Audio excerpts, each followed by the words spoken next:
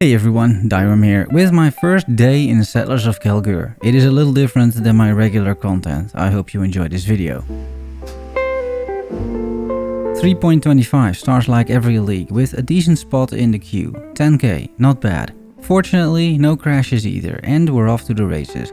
Of course, solo self-found, and in my build, Righteous Fire Chieftain actually starts with a witch to get rolling magma and some other stuff. We kill Hillock, these new health bars look great by the way, and we enter town. We check out the new NPC, Johan of King's March, straight away, do a quick search for movement speed boots, which of course Darkly sells, and now it is time for some quests. Once it's done and we got all the gems, which only takes like 10 minutes, it's time to roll our main character, a Marauder. He hits himself in the head a few times because he knows how bad this leveling with rolling magma is going to be, and we're off.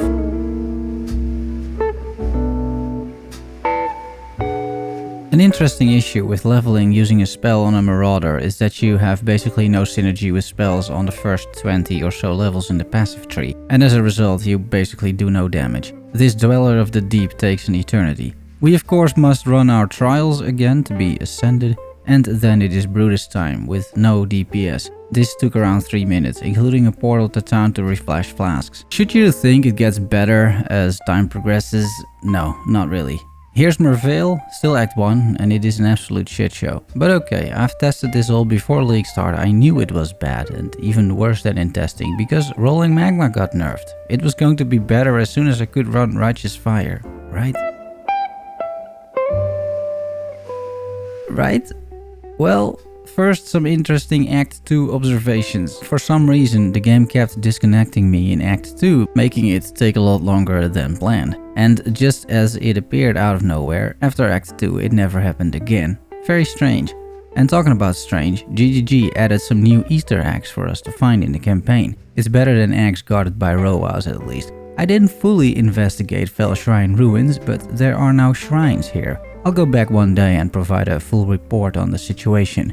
It's time you see my amazing DPS again, and this time against Fidelitas. This is worse than Quinn on a bad day, but okay. We got some more disconnection issues, and then it is finally time to take a look at the new League mechanic. I didn't want to do it with 0 DPS, so I waited until Righteous Fire, and while this video will briefly mention it only, it is a marvelous mechanic, and you can expect more content on it soon. I unlock recruitment, hire 3 workers, add more gold to the treasury to pay their wages, assign the miners to mining so they can prospect the nodes that I clear in the map, and we're on our way. Around level 20, I've gathered enough max res, fire resistance and health regen to be able to run Righteous Fire, and from here on the game feels a lot better to play. I successfully tag multiple nodes. As a matter of fact, I start to clear every node I find to make sure that my level 1 newbie miners gather all the required resources for town building. Something very cool about some of these nodes is that they give you buffs after you clear them. For example, clearing Orichalcum provides you with a lightning buff which blasts enemies and even bosses in a matter of seconds.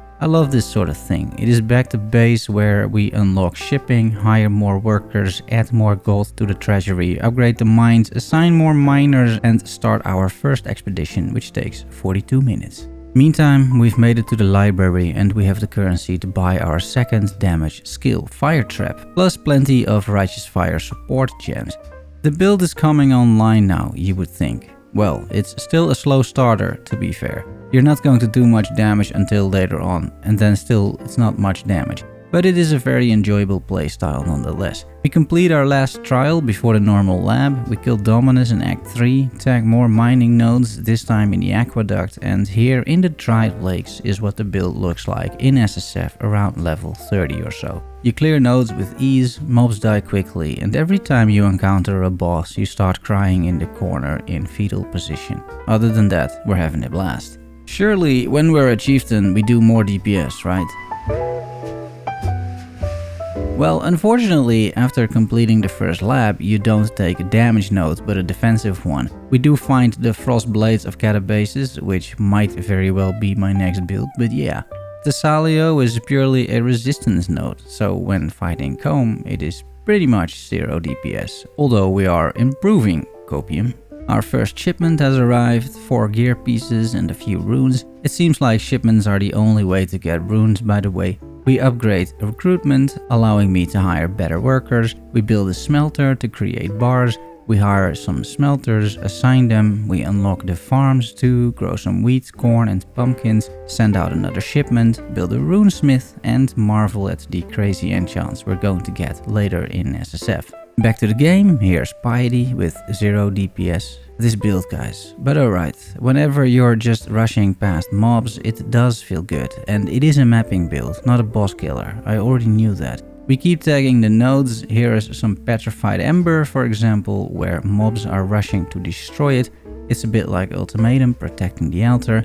Some more orichalcum, which spawns monsters like it is ritual, which you have to kill. In return, the lightning buff that you receive takes care of some bosses, which is quite nice. And finally, we make it to the end of Act 5 by killing Kitava for the first time. In Act 6, it is time to equip ourselves again, get that RF in a 4-link so it does decent damage, equip some MTX and be on our merry way again. DPS starts to be somewhat respectable when you take a look at the Brine King, for example. A lot better than it was, that's for sure. I have more shipments coming in, we upgrade the town to rank 3, we upgrade the smelter with some of the bars they smelted themselves. Replace some of the low-level smelters with better ones, which is something you should aim for to create an efficient economy, and we're making sure all types of ore are smelted into bars. I didn't know it at the time, but the town management overview is much better to manage all of this rather than walking to each individual building. We assign more farmers too, basically dumping anyone else I hired on the farms at this point. We upgrade the mining once more, assign more miners, upgrade shipping, assign more sailors and do another expedition. I fire everyone else that sits idle to save some money. Back to the fray, here's Maligaro plus some gameplay what the build looks like around Act 7 or 8.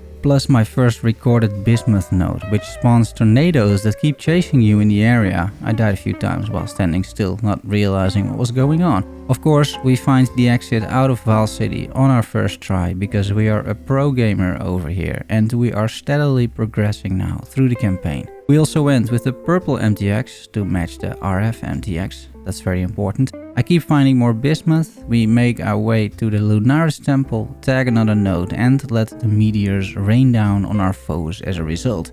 A bit later I encountered my first betrayal and more shipments are coming in. This time more shipments, another town upgrade. We use the shield from the shipment because it is pretty decent. We hire some more workers, send out another expedition, fix my assigned miners because everyone was mining crimson and no other ore got mined, and it is time for more tagging. We complete the second and third lab, kill Kitava one more time and we're done with the campaign.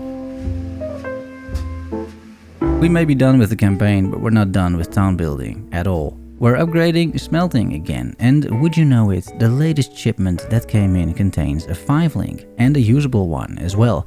We upgrade the town once more, build the disenchanter, giving me old World of Warcraft vibes, hire some disenchanters, send out another shipment, upgrade the runesmith, and we start mapping.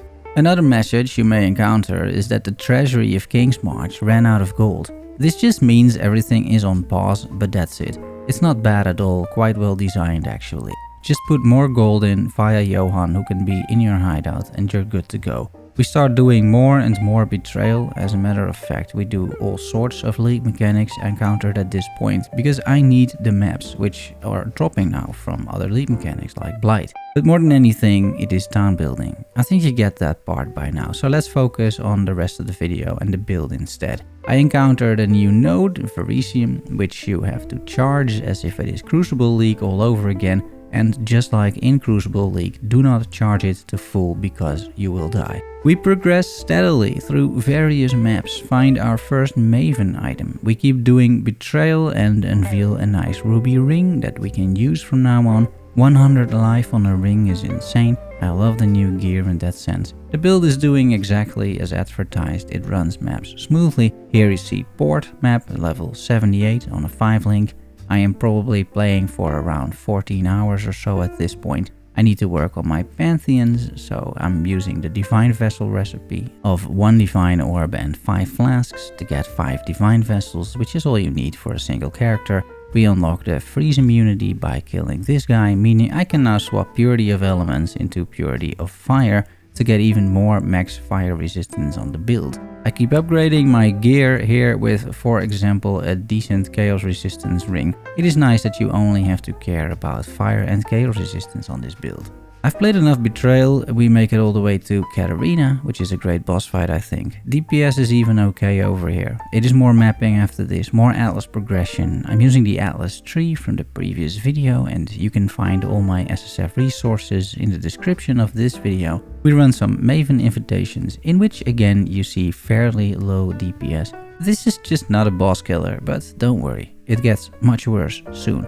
We fight the Black Star as well, and of course we loot her super rare ring. This might actually come in handy on another build. It's time for another ZDPS run on the Searing Exarch. It's truly horrible this, but okay. We make it, get the Void Stone and the shield which I equipped. Same is true for the Eater of World ZDPS, but another Void Stone. And that is where we are at today. I played pretty much for 25 hours straight, had a few hours of sleep and then started recording this video. We made it to level 92, I'm running tier 14 to tier 16 maps quite comfortably.